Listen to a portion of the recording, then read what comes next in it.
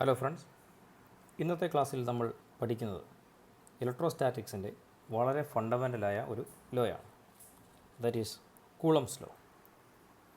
നമ്മൾ മുൻപുള്ള വീഡിയോ ക്ലാസ്സുകളിൽ സ്റ്റാറ്റിക് ഇലക്ട്രിസിറ്റിയും അതുപോലെ ഫ്രിക്ഷണൽ ഇലക്ട്രിസിറ്റിയൊക്കെ പഠിച്ച സമയത്ത് പറഞ്ഞൊരു കാര്യമുണ്ട്. There are to kinds of electrification. Electrification രണ്ട് തരത്തിലുണ്ടായിരുന്നു. ഒന്ന് ലൈക്ക് ചാർജസ് റിപ്പൽ, മറ്റൊന്ന് അൺലൈക്ക് ചാർജസ് അട്രാക്റ്റ്. ഇത് നമ്മൾ ഓൾറെഡി പഠിച്ച കാര്യമാണ്. ഇത് നോക്കിയാൽ മനസ്സിലാവും, നമ്മളിവിടെ പറയുന്നത് ഇലക്ട്രിഫിക്കേഷനെ പറ്റിയാണ്, അല്ലെങ്കിൽ ചാർജിൻ്റെ അക്യുമുലേഷനെ പറ്റിയാണ്. പക്ഷേ അത് പറഞ്ഞു വയ്ക്കുമ്പോൾ അതിനുള്ളിലൊരു ഫോഴ്സിനെ പറ്റിയാണ് പറയുന്നത്. അഥവാ ഫോഴ്സിൻ്റെ ടേംസിലാണ് നമ്മൾ ഇലക്ട്രിഫിക്കേഷനെ പറ്റി സംസാരിച്ചതെന്ന് സാരം. അപ്പോൾ ഈ ഫോഴ്സിൻ്റെ നേച്ചറാണ് ഇവിടെ പറയുന്നത്. ലൈക്ക് ചാർജസ് ആണെങ്കിൽ, ഒരേ തരം ചാർജ് ആണെങ്കിൽ ഈ ഫോഴ്സ് റിപ്പൾസീവാണ്. അൺലൈക്ക് ചാർജസ് ആണെങ്കിൽ, വ്യത്യസ്ത തരം ചാർജുകളാണെങ്കിൽ ഈ ഫോഴ്സ് അട്രാക്റ്റീവാണ്. അപ്പോൾ നേച്ചർ ഇവിടെ ക്ലിയറാണ്. ചാർജുകൾക്കിടയിൽ ഉണ്ടാകുന്ന ഫോഴ്സിൻ്റെ നേച്ചർ ക്ലിയറായി. പക്ഷേ അതിൻ്റെ മാഗ്നിറ്റ്യൂഡ് എത്രയാണെന്ന് നമുക്ക് അറിയില്ല. അങ്ങനെ ചാർജുകൾക്കിടയിൽ അനുഭവപ്പെടുന്ന ഫോഴ്സിൻ്റെ മാഗ്നിറ്റ്യൂഡിനെ പറ്റി നമ്മളോട് സംസാരിക്കുന്ന ലോയാണ് കൂളംസ് ലോ. കൂളംസ് ലോ നമുക്ക് ഉത്തരം തരുന്നത് ഈ ചോദ്യത്തിനാണ്: how much is the force between charges? ചാർജുകൾക്കിടയിൽ എത്രത്തോളം ഫോഴ്സാണ് ഉണ്ടാവുക? മാത്രമല്ല, ആ ഫോഴ്സ് ഏതൊക്കെ കാര്യങ്ങളെയാണ് ആശ്രയിക്കുന്നതെന്നും കൂളംസ് ലോ പറയും. ഈ ലോ ഇൻട്രൊഡ്യൂസ് ചെയ്തത് ചാൾസ് അഗസ്റ്റിൻ്റെ കൂളം എന്ന ഒരു മഹാനായ ശാസ്ത്രജ്ഞനാണ്. അദ്ദേഹം ഒരു ഫ്രഞ്ച് ഫിസിസിസ്റ്റാണ്. അദ്ദേഹത്തിൻ്റെ ജീവിത കാലഘട്ടമാണ് ഈ കാണുന്നത്. വളരെ വർഷങ്ങൾക്ക് മുമ്പ് ജീവിച്ചിരുന്ന ഒരു ശാസ്ത്രജ്ഞനാണ്. അദ്ദേഹത്തിൻ്റെ ചിത്രമാണ് ഇവിടെ നിങ്ങൾക്ക് കാണാൻ കഴിയുന്നത്. പരീക്ഷയ്ക്കും കൂളംസ് ലോ വളരെ പ്രധാനപ്പെട്ടതാണ്. പ്രത്യേകിച്ച് കൂളംസ് ലോയുടെ സ്റ്റേറ്റ്മെൻറ്റും ഇക്വേഷനും പലപ്പോഴും പരീക്ഷയ്ക്ക് ചോദിച്ചു കണ്ടിട്ടുണ്ട്. അതുകൊണ്ട് നമുക്കും കൂളംസ് ലോയുടെ സ്റ്റേറ്റ്മെൻറ്റിൽ നിന്ന് പഠിക്കാൻ തുടങ്ങാം. സ്റ്റേറ്റ്മെൻറ്റ് ഇങ്ങനെയാണ്: Coulomb's law states that the force between two point charges is directly proportional to the product of magnitude of charges and inversely proportional to the square of the distance between them. ഇപ്പോൾ statement പറയുന്നത് ഇത്രയേ ഉള്ളൂ: point ചാർജുകൾ, രണ്ട് point ചാർജുകൾക്കിടയിൽ അനുഭവപ്പെടാൻ പോകുന്ന force ആ ചാർജുകളുടെ മാഗ്നിറ്റ്യൂഡിൻ്റെ പ്രോഡക്റ്റിനോട് ഡയറക്റ്റ്ലി പ്രൊപ്പോർഷണലും ആ ചാർജുകളുടെ ദൂരത്തോട്, അവർ തമ്മിലുള്ള ദൂരത്തിൻ്റെ സ്ക്വയറിനോട് ഇൻവേഴ്സ്ലിയും പ്രൊപ്പോർഷണൽ ആയിരിക്കും. അതാണ് ഇതിൻ്റെ മലയാള അർത്ഥം. സ്റ്റേറ്റ്മെൻറ്റ് വളരെ പ്രധാനപ്പെട്ടതാണ് പരീക്ഷയ്ക്ക്. ഈ സ്റ്റേറ്റ്മെൻറ്റ് ഇങ്ങനെ തന്നെ പഠിച്ചുകൊള്ളുക. പരീക്ഷയ്ക്ക് ചോദിക്കാം. ചിലപ്പോൾ അത് സ്റ്റേറ്റ്മെൻ്റ് ആയിട്ട് തന്നെ എഴുതാൻ ചോദിക്കാം, അല്ലെങ്കിൽ ഡാഷ് ഇട്ടിട്ട്. ഫോർ എക്സാമ്പിൾ, ഇപ്പോൾ force between point charge directly proportional to the dash of magnitude of charges and inversely proportional to the dash of distance between them. അങ്ങനെ രണ്ട് ഡാഷുകൾ തന്നിട്ട് ഒരു മാർക്കിനായിട്ട് ഈ ക്വസ്റ്റ്യൻ വേണമെങ്കിൽ ചോദിക്കാം. അങ്ങനെ ചോദിച്ച് കണ്ടിട്ടുണ്ട്. ഓക്കെ. മാത്രമല്ല, ഇതിനകത്തൊരു ഇൻവേഴ്സ് സ്ക്വയർ ഡിപ്പെൻഡൻസ് ഉള്ളതുകൊണ്ട് തന്നെ കൂളംസ് ലോ പലപ്പോഴും മറ്റൊരു പേരിലും അറിയപ്പെടാറുണ്ട്. That is inverse square law of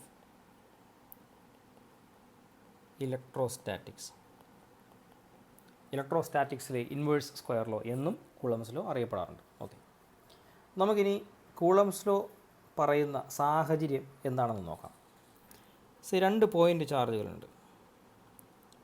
ചിത്രത്തിൽ കാണുന്ന രണ്ട് പോയിൻ്റ് ചാർജുകൾ, ഒന്ന് Q1, മറ്റൊന്ന് Q2. ഓക്കെ. Q1ഉം Q2ഉം തമ്മിലുള്ള ദൂരം R ആണ്. ഇപ്പോൾ രണ്ട് പോയിൻ്റ് ചാർജ് ഉണ്ട്. ഒന്ന് Q1, മറ്റൊന്ന് Q2. രണ്ടും തമ്മിലുള്ള ദൂരം R. അങ്ങനെയെങ്കിൽ Q1നും Q2നും ഇടയിൽ അനുഭവപ്പെടാൻ പോകുന്ന ഫോഴ്സാണ് കൂളംസ് ലോ പറയുന്നത്. കൂളംസ് ലോ അനുസരിച്ചാണെങ്കിൽ F പ്രൊപ്പോർഷണൽ ടു, ആ ഫോഴ്സിനെ നമ്മൾ F എന്ന് വിളിച്ചാൽ F proportional to Q1 into Q2. ഇങ്ങനെ എഴുതാമോ എന്നുള്ളതൊന്നുകൂടെ വെരിഫൈ ചെയ്യാം. ഈ force directly proportional to the product of magnitude of charges. അപ്പോൾ ശരിയാണ്, ഇങ്ങനെ എഴുതാം. തീർന്നില്ല, അതിനകത്തൊരു ഇൻവേഴ്സ് സ്ക്വയർ ഡിപ്പെൻഡൻസ് കൂടെ ഉണ്ട്. അതുകൊണ്ട് എഫ് പ്രൊപ്പോർഷണൽ ടു 1/r², ഇങ്ങനെയൊരു ഡിപ്പെൻഡൻസ് കൂടെ ഉണ്ട്. അതും ഒന്ന് വെരിഫൈ ചെയ്യാം. And inversely proportional to the square of the distance between them. അപ്പോൾ ശരിയാണ്. ഈ എഴുതി വെച്ചിരിക്കുന്ന സ്റ്റേറ്റ്മെൻറ്റിൻ്റെ ഒരു മാത്തമാറ്റിക്കൽ എക്സ്പ്രഷനാണ് ഈ കാണുന്നത്. നമുക്കിങ്ങനെ പ്രൊപ്പോർഷണാലിറ്റി റിലേഷൻ രണ്ടായിട്ട് എഴുതേണ്ട, നമുക്കതിനെ ഒരുമിച്ച് എഴുതാം. അപ്പോൾ ഒന്ന് ക്ലബ് ചെയ്ത് എഴുതി കഴിഞ്ഞാൽ F proportional to Q1 into Q2 divided by R square. ഇങ്ങനെ ചേർത്ത് ഒരു പ്രൊപ്പോർഷണൽ റിലേഷനായിട്ട് നമുക്ക് എഴുതാം. പക്ഷേ നമുക്കിത് കിട്ടിയത് ഇപ്പോഴും ഒരു പ്രൊപ്പോർഷണൽ റിലേഷനാണ്. നമുക്കതിൻ്റെ ഒരു ഇക്വേഷനായിട്ട് കിട്ടുമ്പോൾ മാത്രമാണ് ഏറ്റവും കൂടുതൽ പ്രയോജനം ഉണ്ടാവുക. അപ്പോൾ ഇതിൻ്റെ ഇക്വേഷൻ ആക്കണമെങ്കിലുള്ള വിദ്യ നമുക്കറിയാം. എന്താണ്? റൈറ്റ് ഹാൻഡ് സൈഡിലൊരു പ്രൊപ്പോർഷണാലിറ്റി കോൺസ്റ്റൻറ്റ് കൊണ്ട് മൾട്ടിപ്ലൈ ചെയ്താൽ മതി. അപ്പോൾ അതാണ് ചെയ്യാൻ പോകുന്നത്. നോക്കിക്കൊള്ളുക.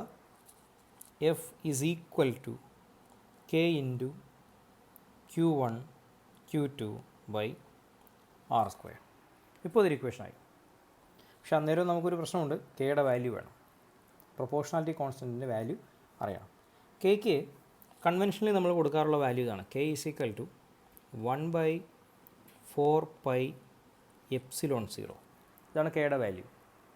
ε0 എന്നുള്ള ടേം മാത്രമാണ് നമുക്കിവിടെ അത്ര പരിചിതമല്ലാത്തത്. അപ്പോൾ നമുക്ക് ε0 എന്താണെന്ന് നോക്കാം.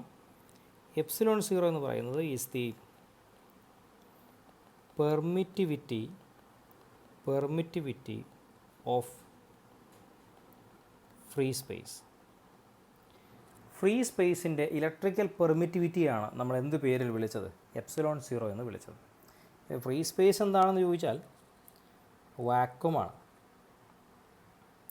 വാക്വത്തെ തന്നെയാണ് നമ്മൾ എന്ത് വിളിക്കുന്നത്? ഫ്രീ സ്പേസ് എന്ന് വിളിക്കുന്നത്. ഓക്കെ, അപ്പോൾ നമുക്കിപ്പോൾ ആവശ്യമായ കാര്യങ്ങളെല്ലാം കിട്ടിയിട്ടുണ്ട്. പ്രൊപ്പോർഷണാലിറ്റി കോൺസ്റ്റൻറ്റിൻ്റെ വാല്യൂ അറിയാം, 1/4πε0.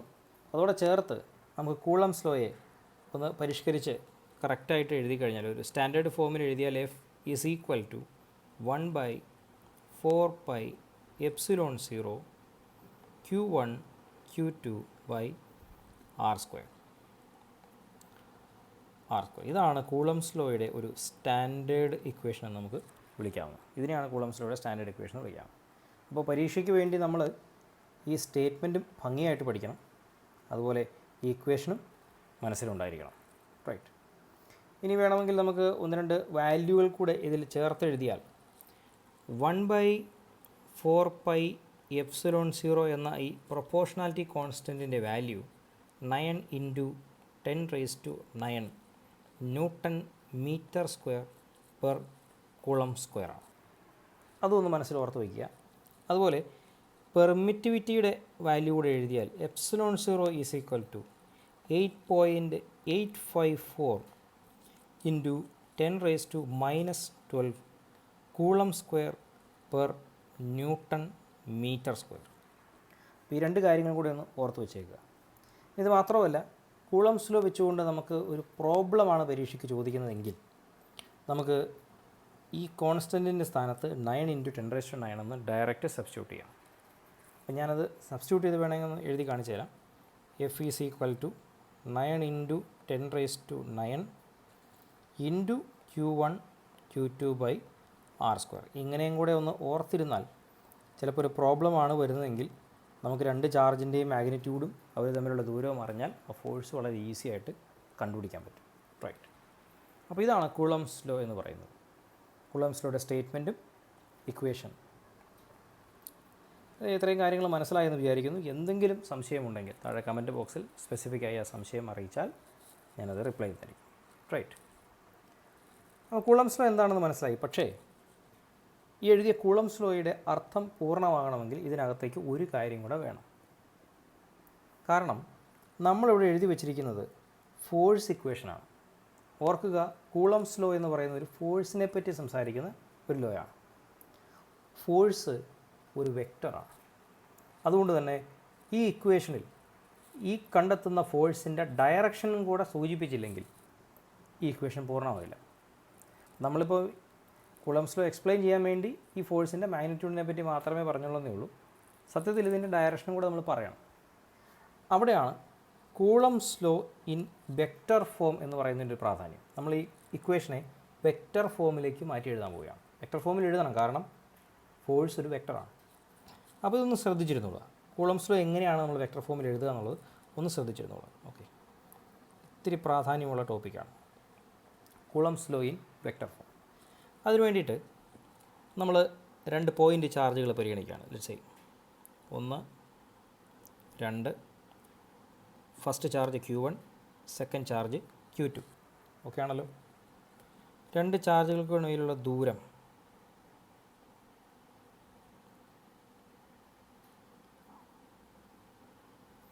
രണ്ട് ചാർജുകൾക്കിടയിലുള്ള ദൂരം r ആണ്. ഇനി നോക്കിക്കൊള്ളുക, ഞാനിവിടെ രണ്ട് യൂണിറ്റ് വെക്ടറുകളെ ഡിഫൈൻ ചെയ്യാൻ പോവുകയാണ്. ഓക്കെ, യൂണിറ്റ് വെക്ടർ എന്താണെന്നുള്ളത് നമ്മൾ ഫസ്റ്റ് ഇയറിൽ പഠിച്ചിട്ടുണ്ട് അല്ലേ. മാഗ്നിറ്റ്യൂഡ് 1 ആയ വെക്ടറുകളെ വിളിക്കുന്ന പേരാണെന്ത്? Unit vector. മാത്രമല്ല, സാധാരണ നമ്മൾ എഴുതുമ്പോൾ വെക്ടർ സിമ്പിളാണ് കൊടുക്കാറെങ്കിൽ യൂണിറ്റ് വെക്ടർ എഴുതുമ്പോൾ ക്യാപ്പാണ് കൊടുക്കാറുള്ളതെന്നൊക്കെ നമുക്കറിയാം. അപ്പോൾ അതൊന്ന് മനസ്സിലേക്ക് പെട്ടെന്ന് കൊണ്ടുവരിക. രണ്ട് യൂണിറ്റ് വെക്ടറുകൾ ഡിഫൈൻ ചെയ്യുകയാണ്. ഒന്ന് ദിസ് വൺ, ഇതിനെ ഞാൻ r12 എന്നാണ് വിളിക്കുന്നത്. r12 അങ്ങനെ വിളിക്കാൻ കാരണം ഈ യൂണിറ്റ് വെക്ടർ എനിക്ക് തരുന്ന ഡയറക്ഷൻ Q1-ൽ നിന്നും Q2-ലേക്കാണ്. അപ്പോൾ പറയാൻ വിട്ടുപോയി ഒരു കാര്യം ഇവിടെ പറയുകയാണ്. യൂണിറ്റ് വെക്ടറിൻ്റെ പ്രധാന ഉപയോഗം എന്ന് പറയുന്നത് ഡയറക്ഷൻ സ്പെസിഫൈ ചെയ്യുകയാണെന്നുള്ളതും ഫസ്റ്റ് ഇയർ നമ്മൾ പഠിച്ചിട്ടുണ്ട്. അപ്പോൾ അതും കൂടി ഒന്ന് മനസ്സിലുണ്ടായിരിക്കണം. എപ്പോഴൊരു യൂണിറ്റ് വെക്ടർ ഉപയോഗിക്കേണ്ടി വരുമോ അപ്പോഴെല്ലാം അതിൻ്റെ പ്രധാന ഉപയോഗം എന്ന് പറയുന്നത് ഒരു ഡയറക്ഷൻ സ്പെസിഫൈ ചെയ്യുക, ഡയറക്ഷൻ പറയുക എന്നുള്ളത് മാത്രമാണ്. റൈറ്റ്. അപ്പോൾ r12 എന്നൊരു വെക്ടർ എഴുതി. അതുപോലെ തന്നെ ഞാൻ മറ്റൊരു യൂണിറ്റ് വെക്ടർ കൂടെ ഡിഫൈൻ ചെയ്യുകയാണ്. That is r21 cap. Cap എന്നാണ് ഞാൻ പറഞ്ഞത് കേട്ടോ, തൊപ്പി, ക്യാപ്പ്. ഈ r21 എന്ന് പറയുന്ന യൂണിറ്റ് വെക്ടർ Q2-വിൽ നിന്നും Q1-ലേക്കുള്ള ഡയറക്ഷനാണ് സൂചിപ്പിക്കുന്നത്. ഓക്കെ, ഇതാണ് നമ്മുടെ ഫിഗർ. രണ്ട് പോയിൻ്റ് ചാർജ് ഉണ്ട്, അവർ തമ്മിലുള്ള ദൂരമുണ്ട്, രണ്ട് യൂണിറ്റ് വെക്ടറുണ്ട്. രണ്ട് ദിശകൾ കാണിക്കാൻ വേണ്ടി രണ്ട് യൂണിറ്റ് വെക്ടർ എന്നുള്ളത്. ഇനിയാണ് നമ്മൾ കൂളംസ് ലോയെ വെക്ടർ ഫോമിലേക്ക് മാറ്റാൻ പോകുന്നത്. അവിടെ ശ്രദ്ധിക്കുക, നമ്മൾ Q1 Q2 എന്ന് വെറുതെ അങ്ങ് എഴുതിയതേ ഉള്ളൂ. അതിൽ ഏത് പോസിറ്റീവ് ഏത് നെഗറ്റീവ് എന്ന് നമ്മൾ പറഞ്ഞിട്ടില്ല. അപ്പോൾ നമ്മൾ ഒരു കേസ് ബൈ കേസ് പരിഗണിക്കുകയാണ്. Let's say case 1, first case. If Q1 and Q2 are like charges, അതായത് നമ്മുടെ Q1-ഉം Q2-ഉം ലൈക്ക് ചാർജുകളാണെങ്കിൽ, അഥവാ ഒരേ തരം ചാർജുകളാണെങ്കിൽ ഉടനെ ഇലക്ട്രിഫിക്കേഷൻ പഠിച്ചത് മനസ്സിലേക്ക് വരണം.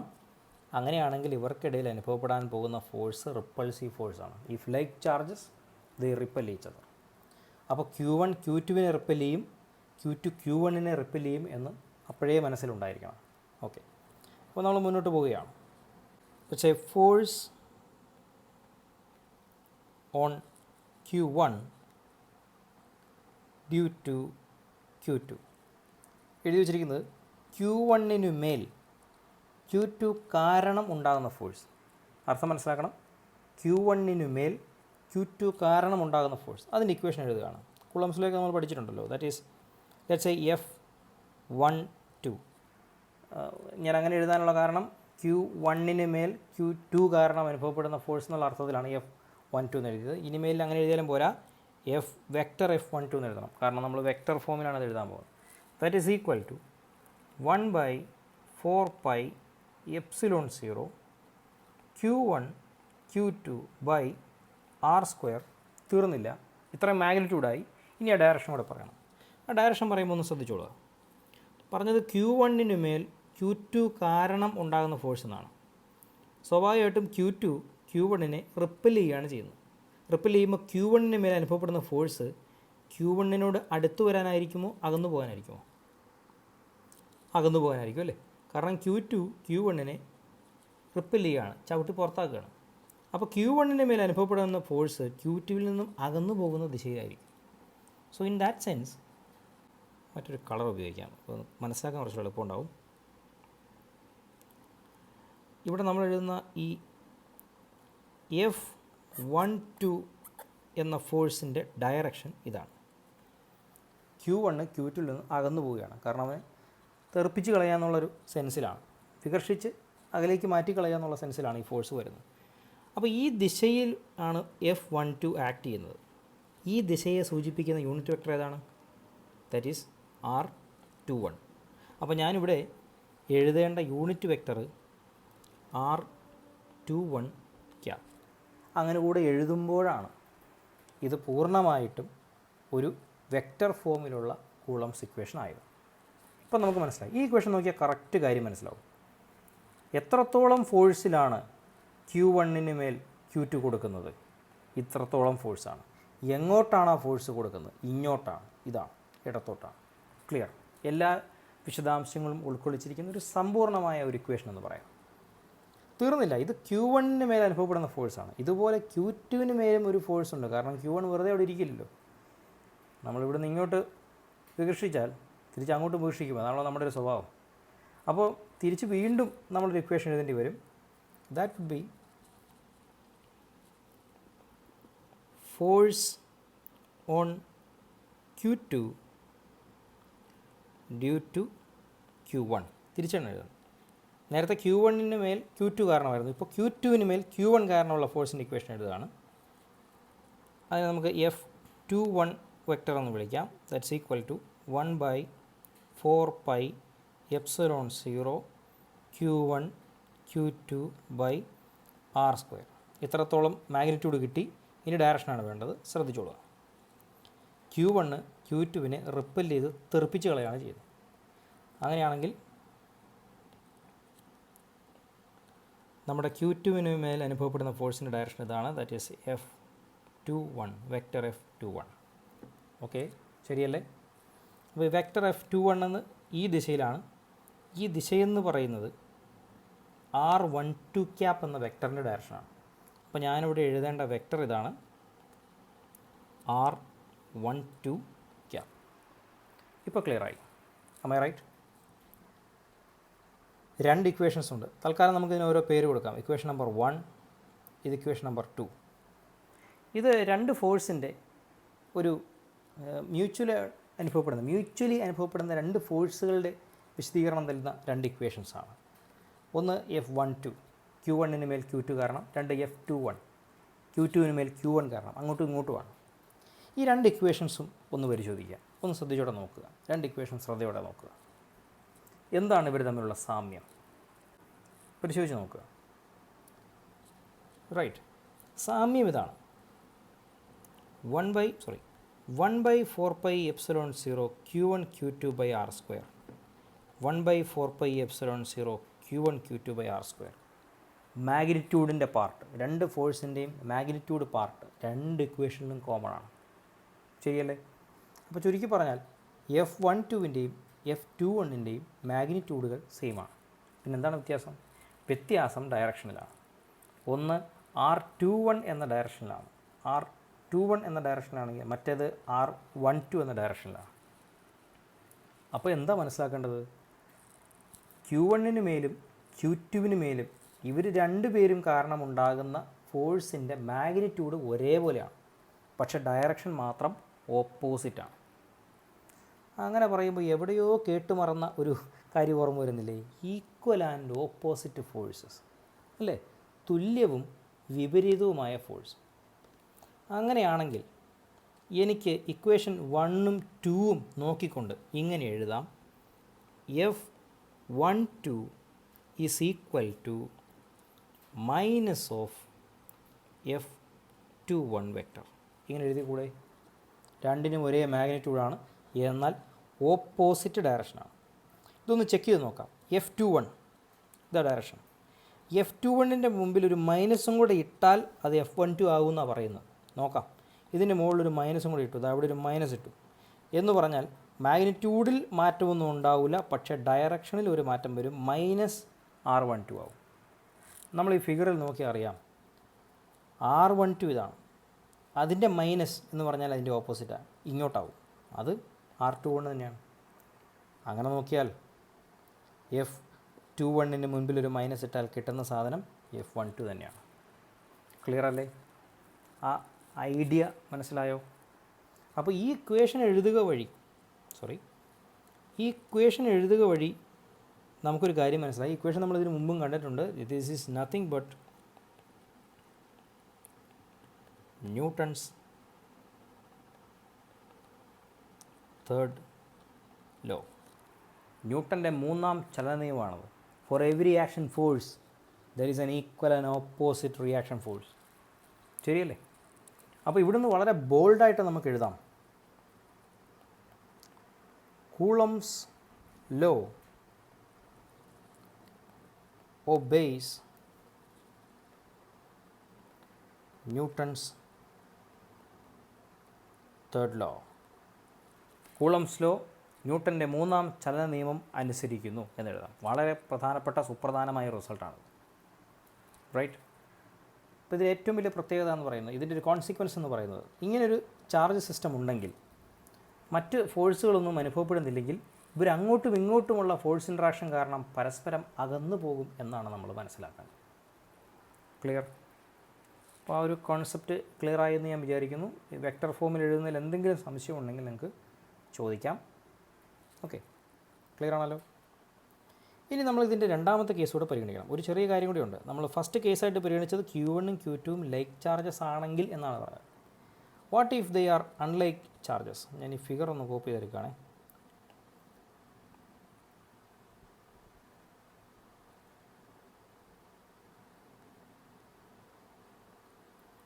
ഓക്കെ, ഫോഴ്സുകൾ തൽക്കാലം നമുക്ക് മായ്ച്ച് കളയാം.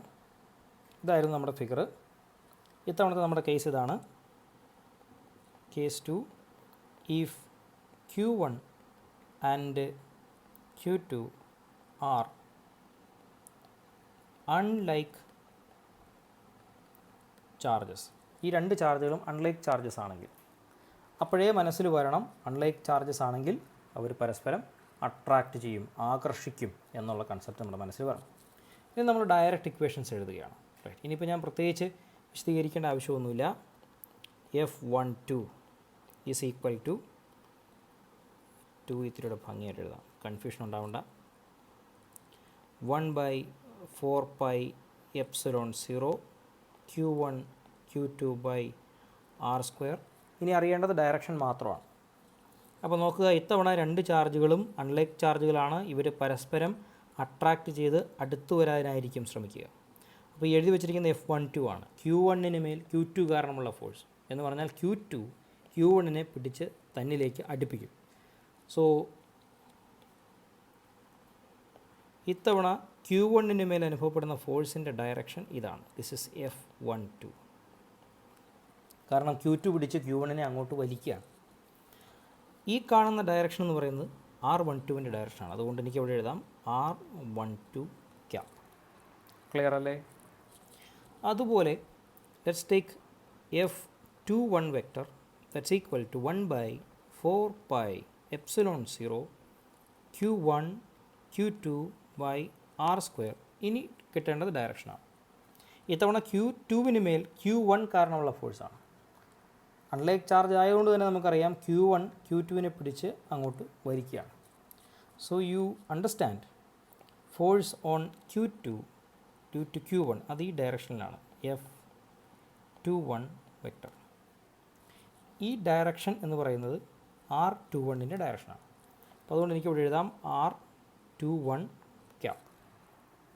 വീണ്ടും നമുക്ക് രണ്ട് ഇക്വേഷൻസ് കിട്ടി. ലെറ്റ്സ് സേ ഇത് ഇക്വേഷൻ നമ്പർ 3, അതുപോലെ ഇത് ഇക്വേഷൻ നമ്പർ 4. ഇക്വേഷൻ നമ്പർ 3ഉം 4ഉം നോക്കുമ്പോഴും നമ്മൾ മുൻപ് കണ്ട അതേ പ്രോപ്പർട്ടികൾ കാണാം. മാഗ്നിറ്റ്യൂഡ് സെയിം ആണ്. എന്തിൽ മാത്രമാണ് വ്യത്യാസമുള്ളത്? ഡയറക്ഷൻ വെക്ടറുകളിൽ മാത്രം, അല്ലെങ്കിൽ യൂണിറ്റ് വെക്ടറുകളിൽ മാത്രമാണ് വ്യത്യാസമുള്ളത്. അപ്പോൾ ഇവിടുന്ന് നമുക്ക് വളരെ ബോൾഡായിട്ട് എഴുതാം vector is equal to -F21 vector. വീണ്ടും നമുക്ക് ഒരേ റിസൾട്ട് തന്നെ കിട്ടി. Coulomb's law obeys Newton's third law. അപ്പോൾ നമ്മുടെ കേസിൽ ചാർജുകൾ ലൈക്ക് ചാർജുകളായാലും കൊള്ളാം, അൺലൈക്ക് ചാർജുകളായാലും കൊള്ളാം, നമുക്ക് കിട്ടുന്ന റിസൾട്ട് സെയിം ആണ് എന്നാണ് മനസ്സിലാക്കേണ്ടത്.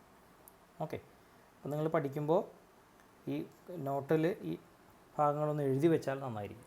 ഓക്കെ, പെട്ടെന്ന് നമ്മുടെ ഓർമ്മയിലേക്ക് വരണമെന്നില്ല. നമ്മളിത് റെഡ്യൂസ് ചെയ്ത് കൊണ്ടുവരുന്നതായതുകൊണ്ട് മനസ്സിലിങ്ങനെ ഓർമ്മയിൽ ഉണ്ടാവണമെന്നില്ല. അതുകൊണ്ട് തന്നെ ഇത് എങ്ങനെയാണ് നമുക്ക് ഈ റിസൾട്ടിലേക്ക് വന്നത്, ന്യൂട്ടൻ്റെ തേർഡ് ലോയിലേക്ക് വന്നതെന്നുള്ളത് മനസ്സിലാക്കി വയ്ക്കുക. റൈറ്റ്. അപ്പോൾ ഇത്രയും പഠിപ്പിച്ചത് ക്ലിയർ ആണെന്ന് വിചാരിക്കുകയാണ്. എന്തെങ്കിലും സംശയം ഉണ്ടെങ്കിൽ നമുക്ക് കമൻറ്റ് ബോക്സിലേക്ക് അയച്ചാൽ മതി. റൈറ്റ്. അപ്പോൾ കൂളംസ് ലോയുടെ വെക്റ്റർ ഫോം എഴുതാൻ നമ്മൾ പഠിച്ചു കഴിഞ്ഞു. ഒരിക്കലും മറക്കരുത്, വളരെ പ്രധാനപ്പെട്ട ഒരു ഇക്വേഷനാണത്. Vector F is equal to 1/4πε0 Q1 Q2/r².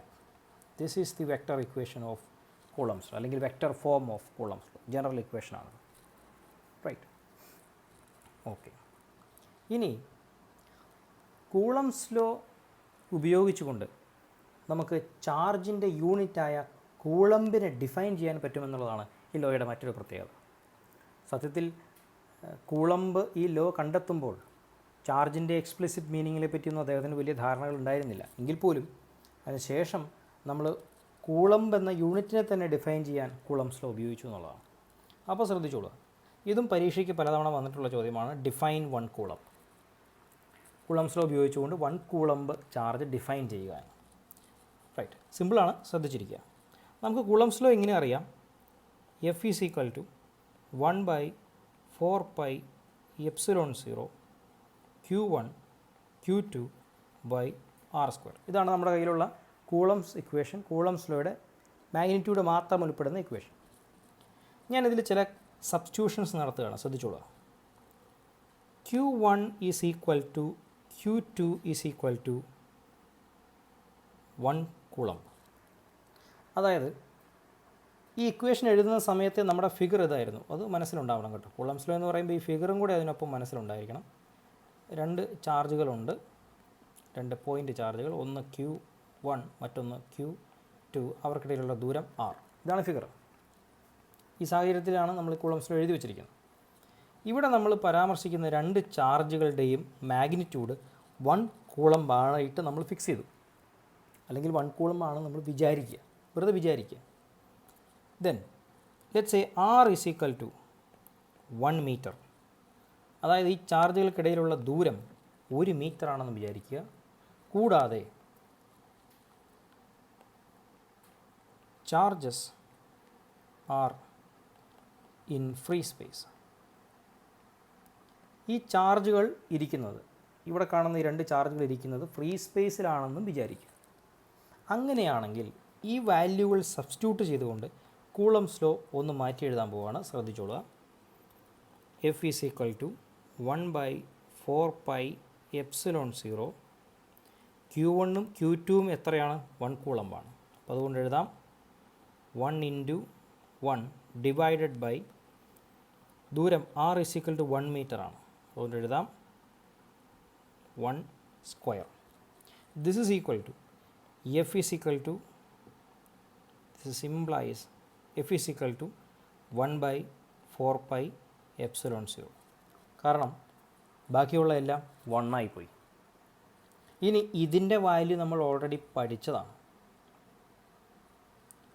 അപ്പോൾ ആ വാല്യൂ ഞാനിവിടെ സബ്സ്റ്റിറ്റ്യൂട്ട് ചെയ്ത് കഴിഞ്ഞാൽ F ഈസ് ഈക്വൽ ടു 9 × 10⁻⁹. ഇടതുവശത്ത് ഫോഴ്സ് ആയതുകൊണ്ട് വലതുവശത്ത് യൂണിറ്റ് ന്യൂട്ടൺ എന്ന് കിട്ടി. ശരിയല്ലേ? അപ്പോൾ ഇത്രയും കാര്യം പറഞ്ഞു വെച്ചിട്ടുള്ളൂ. അതായത് 2 ചാർജുകൾ, അതും ഓരോ കൂളംബുള്ള 2 ചാർജുകൾ 1 മീറ്റർ അകലെയായി ഫ്രീ സ്പേസിൽ വെച്ചാൽ അവർക്കിടയിൽ അനുഭവിക്കാൻ പോകുന്ന ഫോഴ്സ്, ബലം എന്ന് പറയുന്നത് 9 × 10⁹ ആയിരിക്കും. ക്ലിയർ ആണല്ലോ? വളരെ സിമ്പിളായ കോൺസെപ്റ്റാണ്. പറഞ്ഞതിൽ യാതൊരു കൺഫ്യൂഷനുള്ള സാധ്യതയില്ല. ഓരോ കൂളംബ് ചാർജുകൾ 1 മീറ്റർ അകലെയായി ഫ്രീ സ്പേസിൽ വെച്ചാൽ അവർക്കിടയിൽ അനുഭവപ്പെടാൻ പോകുന്ന ഫോഴ്സ് 9 × 10⁻⁹ ന്യൂട്ടനാണ്. ശരിയല്ലേ? ഇവിടുന്ന് എങ്ങനെ 1 കൂളംബ് ഡിഫൈൻ ചെയ്യാമെന്നുള്ളതാണ് നമ്മുടെ ടാസ്ക്.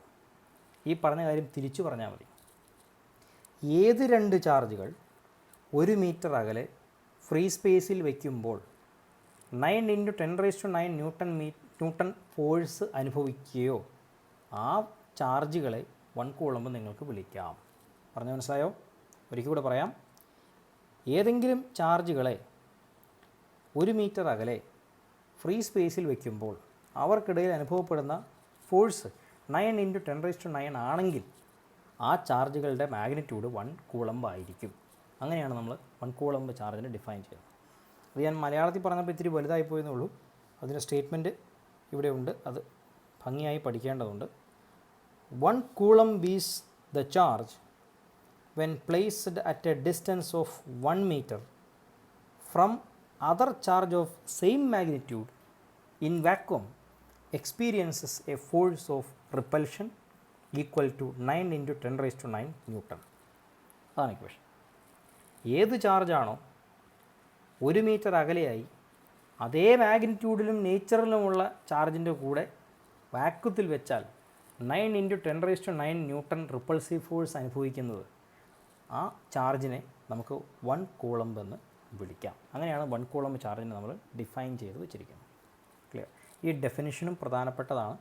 അതുപോലെ തന്നെ ആ ഡെഫിനിഷനിലേക്ക് നമ്മൾ എത്തിയ ഈ സിമ്പിൾ കാൽക്കുലേഷനും പ്രധാനപ്പെട്ടതാണ്. അതും മനസ്സിലൊന്ന് വെച്ചേക്കുക. റൈറ്റ്. അപ്പോൾ ഏറെക്കുറെ ഇത്രയും കാര്യങ്ങളാണ് നമ്മൾ ഇന്നത്തെ ക്ലാസ്സിൽ പഠിക്കുന്നത്. ഇലക്ട്രോസ്റ്റാറ്റിക്സിലെ വളരെ പ്രധാനപ്പെട്ട ഒരു നിയമവും അതിൻ്റെ എക്സ്പ്ലനേഷനുമാണ് ഒരു ചെറിയ ആപ്ലിക്കേഷനും. അത്രയും കാര്യങ്ങളാണ് നമ്മൾ ഈ ക്ലാസ്സിൽ പഠിച്ചത്. മനസ്സിലായി എന്ന് വിചാരിക്കുന്നു. സംശയങ്ങളുണ്ടെങ്കിൽ കമൻറ്റ് ബോക്സിലിടാം. അടുത്ത വീഡിയോയിൽ കാണുന്നവരെ താങ്ക് യു ഫോർ ലേണിംഗ്.